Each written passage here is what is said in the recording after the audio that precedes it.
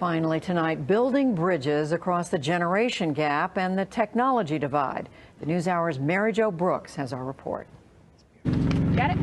Yeah. Yep. It's your workout for the day.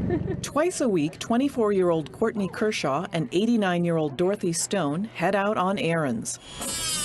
On the day we visited, there was a trip to the nail salon and the grocery store. What about applesauce? Did you like the applesauce we got? Kershaw works for a Denver-based concierge business called Capable Living, which provides services for senior citizens who live in their own homes. Fees start at $1,000 a month. Thank you. What's unique is that the employees are all young people, so-called millennials who were born at the end of the last century. The goal of the company is not only to provide services, but to build bridges between a generation obsessed with smartphones and selfies with one that was raised in an entirely different era.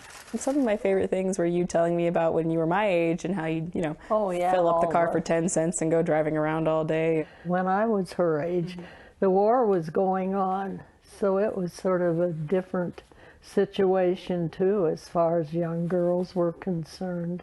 Amanda Cavallari founded Capable Living 5 years ago when she was just 20 years old. She now travels around the country speaking to young entrepreneurs and college students about the benefits and business opportunities for millennials who work with seniors. Most of my good friends never thought of this as a career like myself, and most of them are on completely different paths, but there is a huge opportunity for millennials to get into this space. And on the business side, the financial side, there is a large opportunity. Cavallari points to demographic data that shows in 10 years, millennials will make up 75% of the workforce, while baby boomers will be retiring from their careers. She thinks it's just good business sense for young people to start developing services for this older generation, and it makes good life sense for the two groups to interact. Elders are able to pass down their experiences and their stories, and they're relevant again, and it's being relevant that gives them meaning and purpose. And I do believe that those younger, older connections are very, very important to us to grow as a society. This happens to be me when I was, I don't know, probably 6 months old or something like that. Adorable. One of Cavallari's newest projects is to start a nonprofit Cyber Seniors program in Denver. She plans to model it after one in nearby Boulder, where high school volunteers work with seniors on computer and internet issues. Now what do I do after? Bruce McKenzie lives in the Fraser Meadows retirement community. I'm taking a class at the university called Hip Hop 101, and I didn't know how to listen to the rap songs that are on hip hop, and Ryan showed me how to go to YouTube, which I never knew anything about.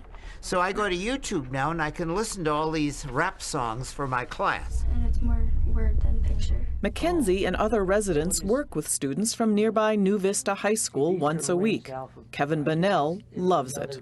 These young women and men are just delightful. They're bright.